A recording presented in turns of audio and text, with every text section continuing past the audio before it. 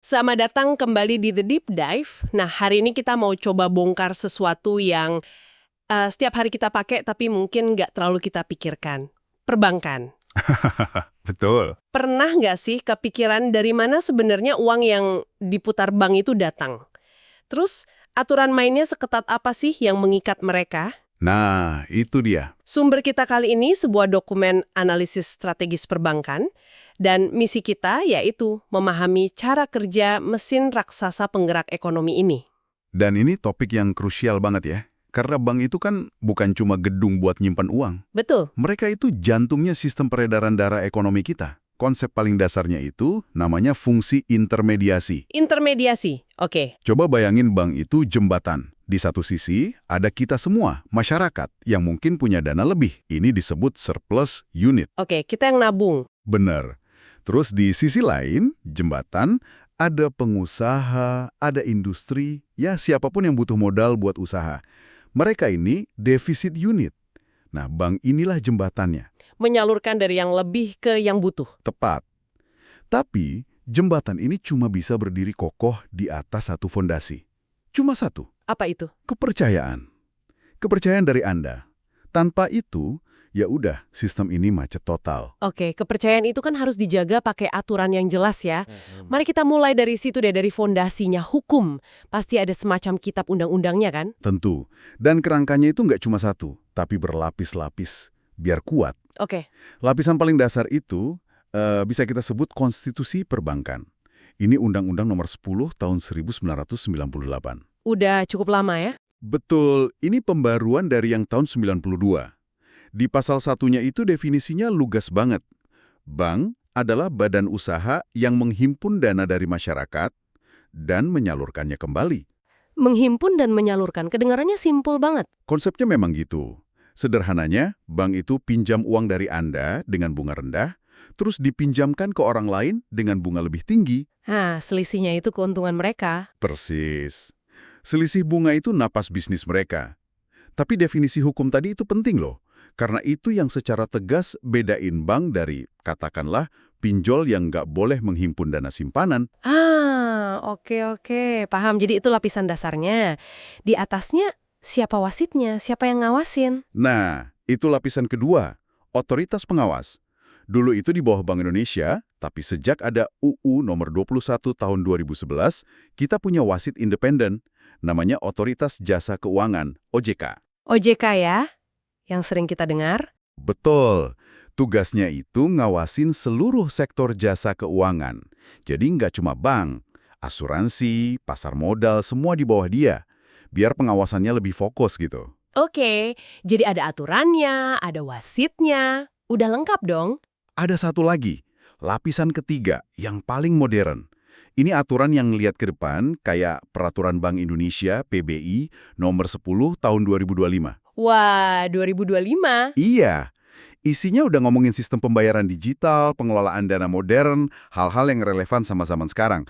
Yang menarik kalau kita lihat evolusinya kan, Gimana tuh? dari aturan dasar tahun 90-an, terus ada wasit independen di 2011, sampai aturan yang siap buat era digital. Ini nunjukin kalau regulator kita nggak diem, mereka terus adaptasi. Oke, aturannya rumit dan berlapis buat ngelindungin uang. Pertanyaannya, uang siapa sih yang sebenarnya paling banyak diputer bank? Investor gede atau kita-kita ini? Pertanyaan bagus, dan jawabannya telak.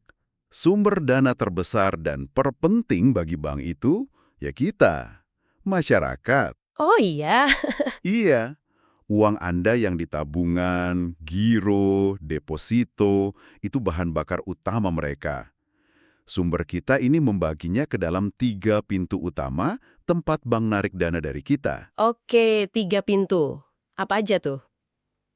Kita mulai dari yang paling dasar deh. Yang pertama itu giro atau current account.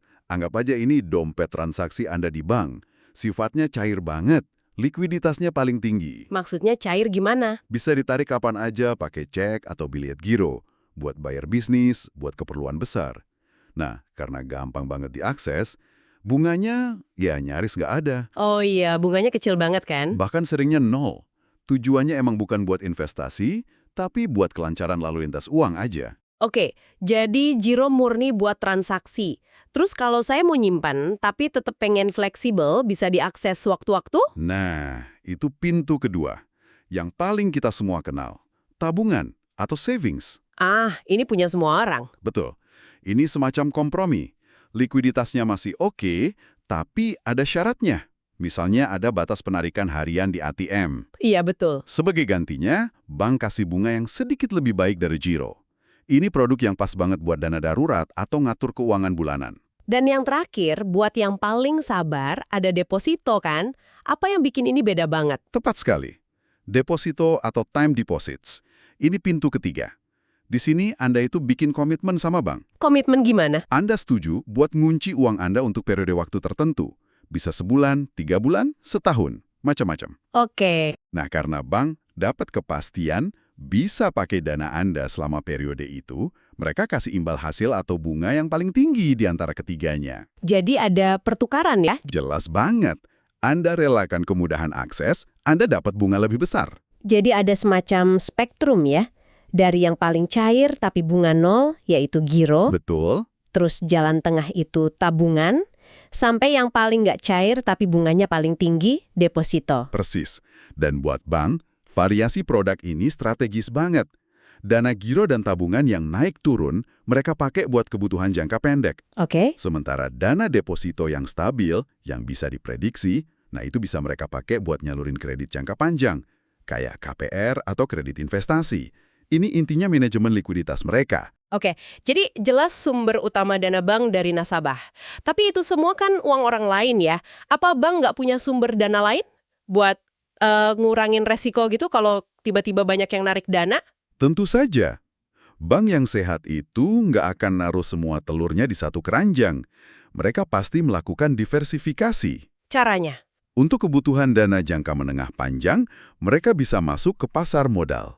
Oh, lewat saham? Bisa saham, tapi yang lebih umum itu dengan menerbitkan obligasi atau surat utang. Intinya, mereka pinjam uang dari investor pasar modal buat jangka waktu yang panjang, biasanya buat mendanai ekspansi besar. Oke, itu untuk jangka panjang. Terus gimana kalau ada kebutuhan mendesak? Yang harian gitu. Misalnya hari ini ada penarikan gede-gedean di satu bank, tapi dananya lagi seret. Gimana tuh? Nah, disitulah ada sebuah sistem yang vital banget, tapi jarang kelihatan sama publik. Namanya pinjaman antar lembaga, atau lebih dikenal sebagai pasar uang antar bank, PUAB. PUAB, apa itu? Anggap aja PUAB ini kayak pasar grosir darurat antar bank. Hahaha, oke. Bayangin ada toko kelontong gede, kehabisan stok beras sore-sore. Daripada nunggu kiriman besok, dia telepon toko sebelah. Pinjem beras beberapa karung dong, besok gue ganti. Biar tetap bisa jualan ya. Persis. PUAB itu kayak gitu, tapi berasnya itu uang triliunan rupiah.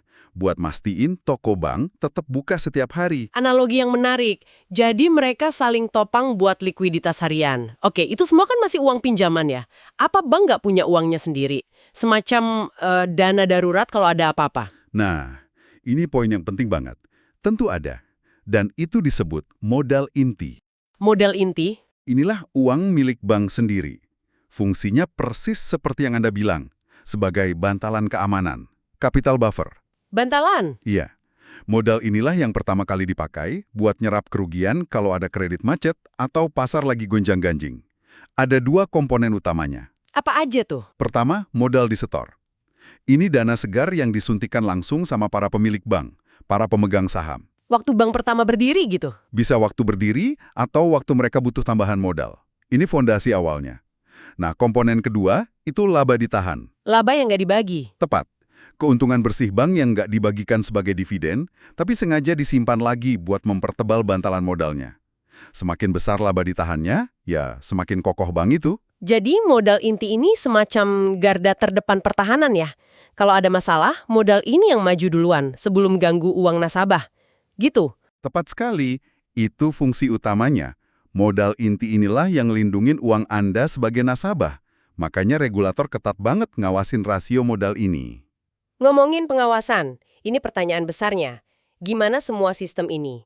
Sumber dana, aturan berlapis, dijaga biar stabil dan nggak kolaps. Apa aja sih alatnya regulator? Regulator, Dalam hal ini Bank Indonesia itu punya beberapa alat di kotak perkakasnya. Salah satu yang paling kuat itu namanya Giro Wajib Minimum, GWM. GWM, apa tuh? Ini kewajiban tiap bank buat memarkir sekian persen dari total dana nasabah yang mereka kumpulkan di rekening Bank Indonesia. Uang ini nggak boleh disentuh, nggak boleh disalurkan sebagai kredit. Loh, kenapa harus ada dana yang diparkir gitu? Tujuannya apa? Anggap aja GWM ini kayak rem di mobil perekonomian. Rem, oke. Dengan maksa bank nyimpen sebagian dananya di bank sentral, BI bisa nginjak rem kalau perlu. Misalnya BI lihat kredit udah terlalu ugal-ugalan, berisiko bikin inflasi. Mereka naikin GWM-nya. Betul, mereka bisa naikin rasio GWM. Seketika, jumlah uang yang bisa diputar bank berkurang. Laju kredit jadi melambat. Ini salah satu alat moneter mereka yang paling efektif. Selain rem tadi, ada semacam rapor kesehatan yang harus dipenuhi tiap bank nggak? Ada, dan ini wajib dipantau terus-terusan. Sumber kita menyoroti dua rasio utama. Pertama, CAR atau Capital Adequacy Ratio. Rasio kecukupan modal yang tadi ya? Betul, aturannya minimal harus 8%. Artinya, modal inti bank harus setidaknya 8% dari total asetnya yang berisiko, biar bantalannya cukup tebal. Oke, itu yang pertama. Yang kedua? Kedua, LDR atau Loan to Deposit Ratio. Ini ngukur perbandingan antara total kredit yang disalurkan dengan total dana nasabah yang diterima. Kenapa perbandingan itu penting buat dijaga? Karena LDR ini menjaga keseimbangan. Kalau LDR ketinggian, di atas 100% misalnya, artinya bank nyalurin kredit lebih banyak dari dana nasabah yang dihimpun. Wah, bahaya itu. Bahaya. Terlalu agresif bisa berisiko ke likuiditas. Sebaliknya, kalau LDR kerendahan, artinya bank kurang efisien. Fungsi intermediasinya nggak jalan. Jadi, CAR dan LDR ini kayak hasil check-up kesehatan bank. Menarik. Dan pengawasan ini nggak berhenti di angka-angka aja kan? Pasti ada ekosistem yang lebih luas lagi. Betul sekali. Disinilah peran OJK jadi sentral. Mereka yang ngawasin secara mikro ke tiap bank. Mereka juga yang dorong program literasi dan inklusi keuangan. Terus ada protokol keamanan yang ketat banget, yaitu anti pencucian uang dan pencegahan pendanaan terorisme. AML-CFT. Ini yang bikin kita kalau buka rekening sekarang ditanya macam-macam ya. Prinsip know your customer itu. Tepat. Proses KYC atau kenali nasabah Anda itu bukan buat mempersulit kita, tapi buat ngelindungin integritas sistem keuangan dari aktivitas ilegal. Jadi bank wajib lapor kalau ada yang aneh. Wajib, mereka harus kenali profil nasabahnya dan lapor transaksi mencurigakan ke PPATK. Terakhir, ada prinsip kehati-hatian. Bank wajib transparan soal produk, biaya, dan risiko ke Anda sebagai konsumen. Semua ini membentuk jaring pengaman berlapis. Oke, kita udah bahas fondasinya, cara kerjanya sekarang, tapi kita tahu dunia berubah cepet banget. Perbankan hari ini beda jauh sama 10 tahun lalu. Gimana semua ini adaptasi sama era digital? Nah, ini tantangan sekaligus peluang terbesarnya. PBI nomor 10 tahun 2025 yang kita sebut di awal, itu sebenarnya peta jalan untuk transformasi ini. Oke. Ada 3 pilar utama transformasinya. Pertama, digitalisasi kanal. Ini yang udah kita rasain semua lah. Mobile banking, e-wallet. Betul. Sampai open banking. Hampir semua transaksi bisa dari genggaman tangan. Ini bikin layanan lebih efisien dan inklusif. Pilar kedua pasti soal produknya kan? Tepat. Pilar kedua adalah inovasi produk. Batasan antar produk keuangan makin kabur. Kita mulai lihat produk hibrida. Contohnya? Misalnya, tabungan yang otomatis nyambung ke reksadana atau deposito yang digabung sama asuransi. Inovasinya bakal terus ada. Dan yang ketiga yang paling krusial adalah teknologi keamanan. Nah, ini penting. Penting banget. Bank investasi besar di teknologi kayak blockchain buat transparansi, AI buat deteksi penipuan, sampai biometrik buat autentikasi yang lebih aman. Ini kedengaran canggih, tapi juga sedikit menakutkan ya. Semua serba digital. Anda menyentuh inti masalahnya. Ini dua sisi mata uang. Peluangnya luar biasa buat inklusi keuangan, tapi tantangannya juga sebadan. Risiko cyber ya, sumber dana sampai tantangan digital. Apa ya kesimpulan utama yang bisa kita tarik? Pilar-pilar apa yang harus dijaga biar perbankan kita tetap kokoh ke depan? Dari analisis yang kita bedah, kayaknya ada 4 pilar yang saling terkait. Pertama, keragaman sumber dana. Jangan dari satu sumber aja.